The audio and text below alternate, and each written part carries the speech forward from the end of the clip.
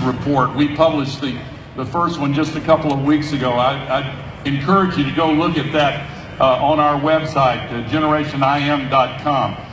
There is now this global movement that business is leading. Some politicians are doing okay, and I could pick out several that are, but in too much of the world, the politicians are trying to slow things down. And of course, I said I wasn't going to talk about politics in my country, so I'll probably keep to that if I can help myself. But enough is enough. By the way, I'll just mention one election race in my country last Tuesday. Kind of a minor. A lot of the attention went to the governor's races in two of our big states, New Jersey and Virginia. But I'm going to tell you about one race way down the ballot for the state legislature in Virginia. They call it the House of Delegates. There was a 73-year-old Republican legislator who'd been in there for 20-some-odd years, and he prided himself on being the author of legislation banning the use of restrooms by transgender people. A transgender woman just defeated him in the election on Tuesday.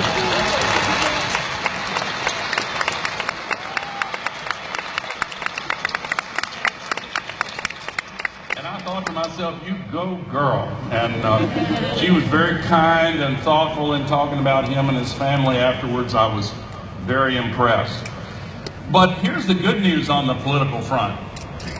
A year ago December, in Paris, the Paris Agreement was a genuinely historic breakthrough.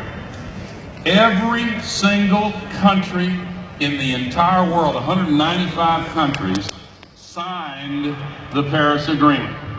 Now, I know what you're thinking. I'm coming back to that. Two didn't sign, Nicaragua and Syria.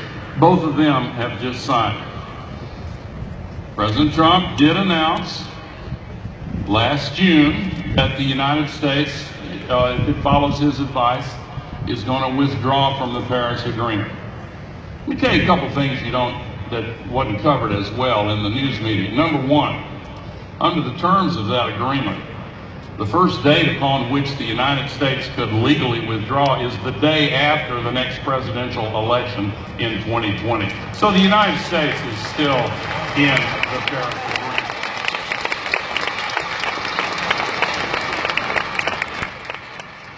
And by the way, if there is a new president, excuse me for just a moment, if there is a new president can simply give 30 days notice and the U.S. is back in the agreement.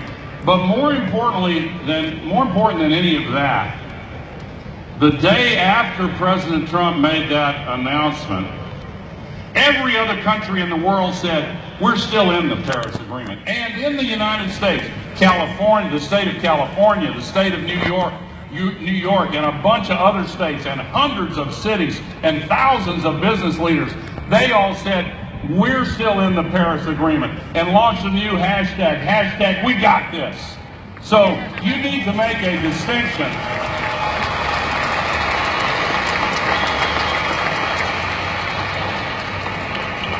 The figures now show that the United States is going to meet and exceed its commitments under the Paris Agreement.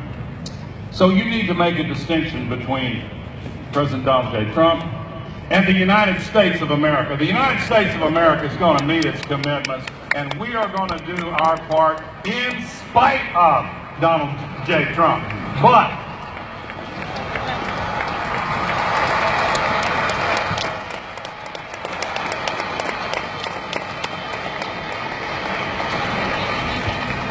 But here's the thing. That third and final question, will we change? Doesn't have an answer yet. I believe I know the answer. I believe the answer is yes. But the real answer is really and truly going to come in significant part from you. I mentioned the Paris Agreement was an historic breakthrough. It was. Amazing. The proverbial and metaphorical train has left the station.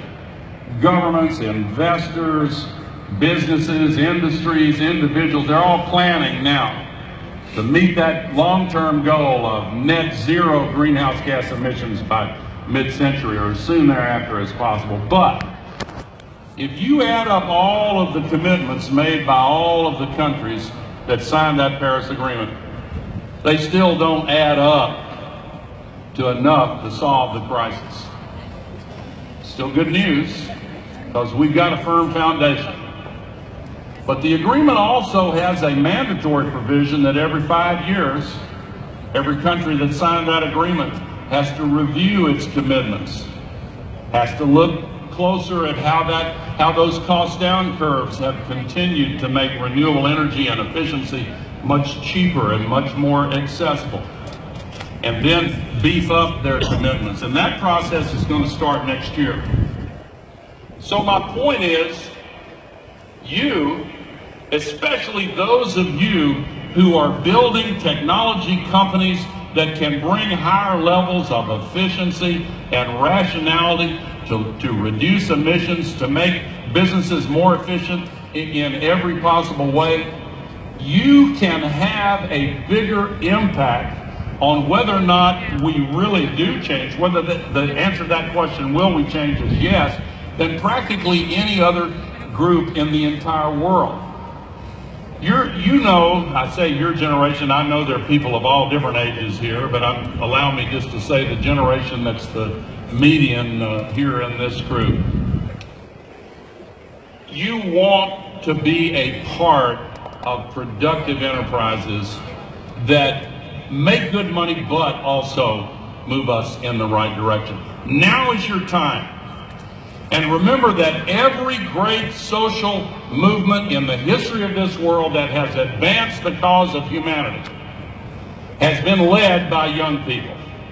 I mentioned some of them in that clip: the abolition of slavery, the women's suffrage movement, the anti-apartheid movement, the anti-nuclear arms race movement, the civil rights movement in my country, more recently the gay rights movement. If somebody had told me even 5 years ago that in my country in the year 2017 gay marriage would be fully legal in all 50 states and accepted, honored, and celebrated by 2/3 of the American people, I would have said, I sure hope so, but what are you smoking? Because that doesn't seem very likely to me.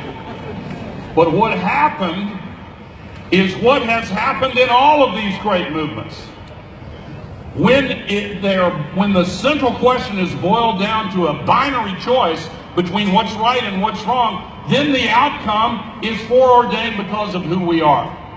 That is the moment we're at right now. That is the tipping point we stand on the threshold of right now with the climate movement. So I'm asking you here at the end of my talk, just as I did at the beginning of my talk, I'm trying to recruit you. I wish that I could find the words and the manner of articulating them that would go straight from my heart to your heart. Everything is at stake. Trust me, 10 years from now, 5 years from now, 20 years from now, you're going to look back at this year, 2017, and you're going to say, boy, it was a whole lot more serious than I realized it was, and the opportunities were much greater than I realized they were. That's the moment we're in. We need your help. We need your passionate involvement. And I'll close with this. There are people I know who are vulnerable to sinking into despair in spite of the fact that we have all the tools we need to solve this crisis, because they think to themselves, maybe we don't have the will to change. Well, let me just remind you that the will to change is itself a renewable resource. Thank you very much. I'm glad to be here with you.